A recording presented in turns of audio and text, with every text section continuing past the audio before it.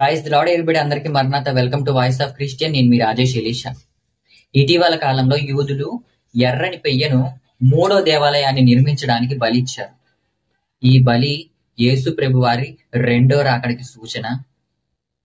అసలు ఈ ఎర్రని పెయ్యకి, మన వాక్యానికి, బైబుల్కి, దేవుని రాకడకు గల సంబంధం ఏంటి? ప్రస్తుతం ప్రపంచంలో జరిగే ఆ విపత్తులన్నీ దేవుని రాకడికి సూచన.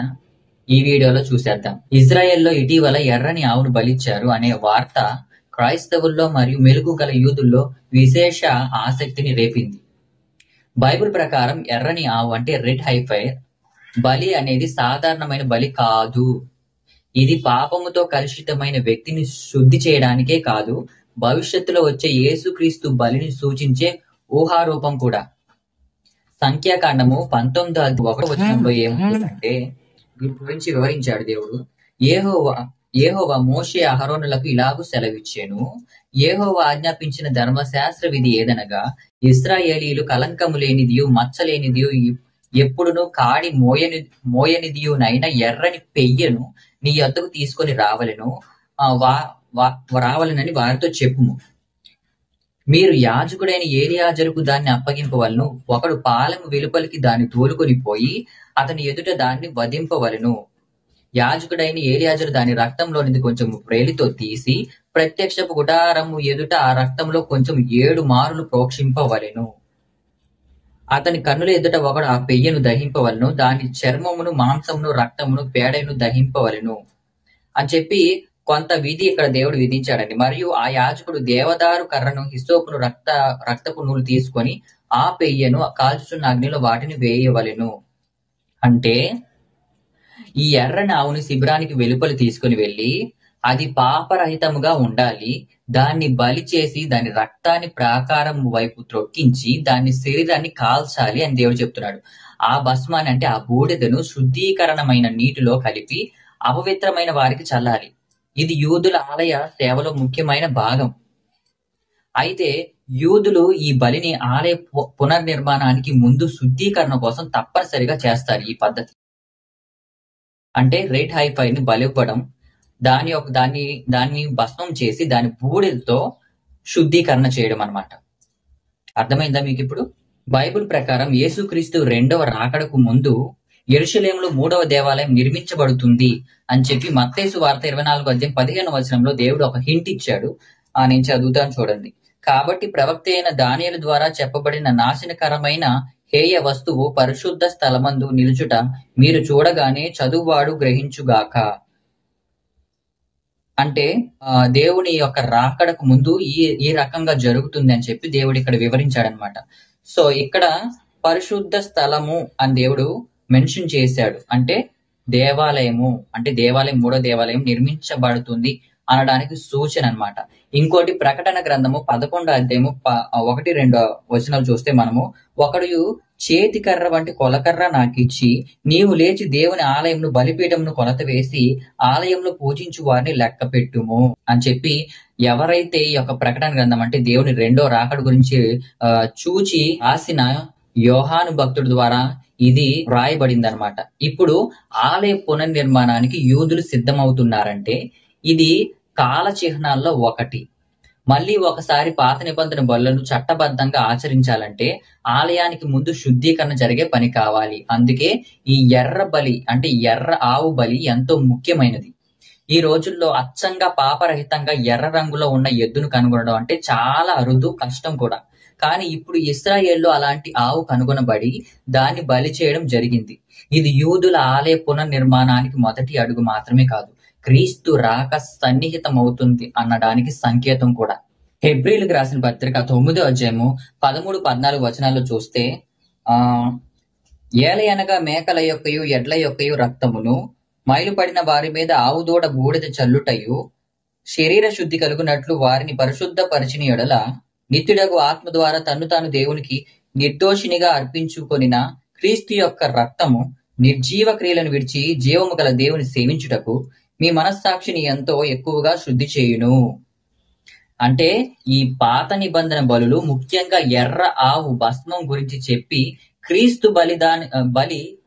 బలి దానికన్నా మహిమతో కూడిందని ఆయన రక్తమే మన ఆత్మలను శుద్ధి చేస్తుందని స్పష్టంగా చెప్పబడింది ఈ యొక్క వచనంలో. ఈ సంకేత బలి ఇప్పుడు యథార్థ రక్షణ అయిన క్రీస్తులో పరిపూర్ణమవుతుంది. కానీ యూదులు ఇంకా ఆ ప్రాతినిధ్య బలులను అనుసరించడానికి ప్రయత్నిస్తున్నప్పుడు క్రైస్తవులు గమనించాల్సింది ఏంటంటే, ఇది దేవుని ప్రణాళికలో చివరి దశలు ఆరంభమైన సూచన కావచ్చని.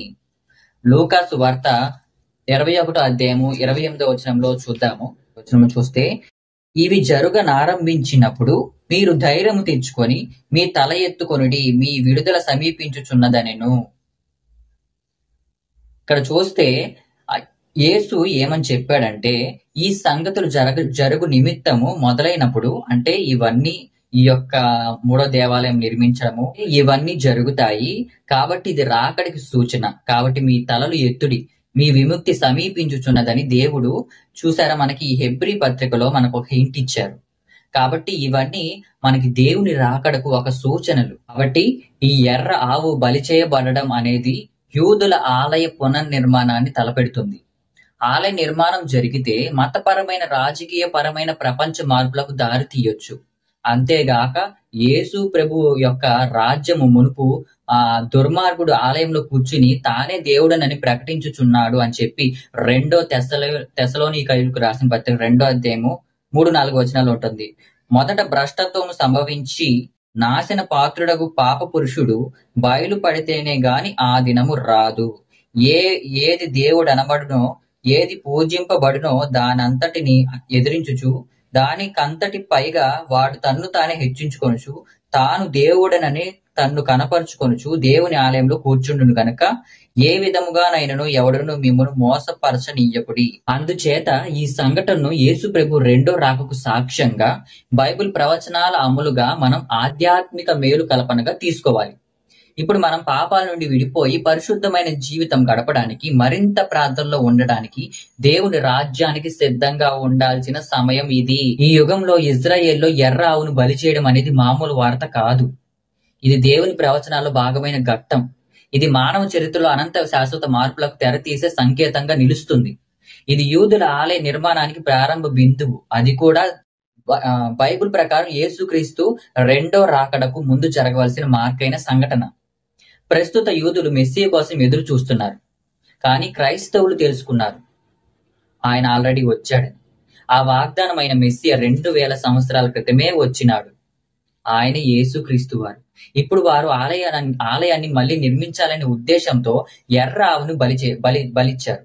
ఇది క్రీస్తును ఇంకా ఆమోదించని వారి సంకేతమైన ప్రయత్నం. అంటే వారింకా యేసు ప్రభు వారిని అంగీకరించని స్థితిలోనే ఉన్నారు. ఈ పని అనేది దైవ ప్రవచనాల పరిపూర్ణతకు మౌలికమైన దశ.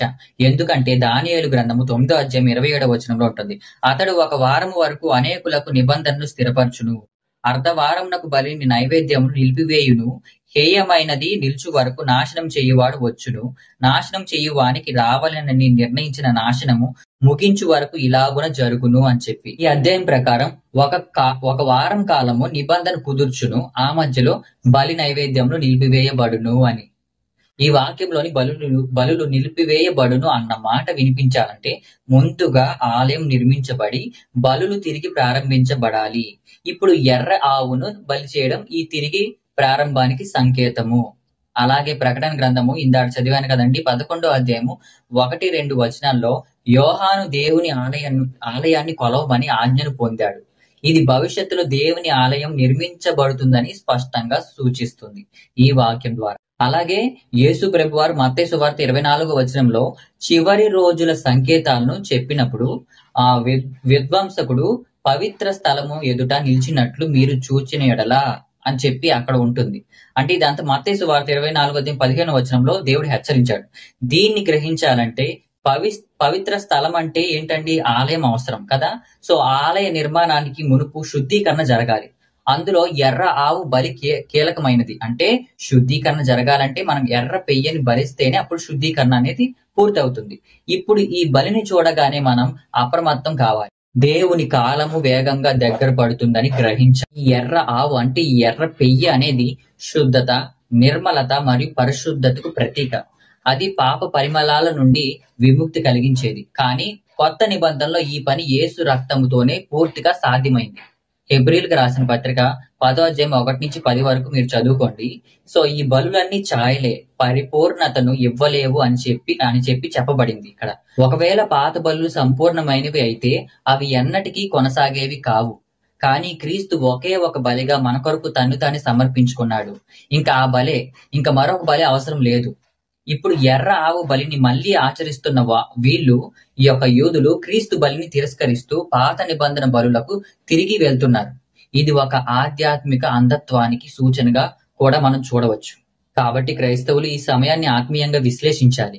మనందరం చలించని నిద్రలో పడకుండా యేసు రాక సన్నిహితమవుతుంది అన్న ఆధ్యాత్మిక సత్యాన్ని స్వీకరించి పరిశుద్ధతతో జీవించాలి. రోమా పత్రిక 13వ అధ్యాయం 11వ వచనంలో ఇలా వ్రాయబడి ఉంది. మరియు మీరు కాలము నెరిగి నిద్ర మేలుకొను వేళ అయినదని తెలుసుకొని అలాగు చేయుడి.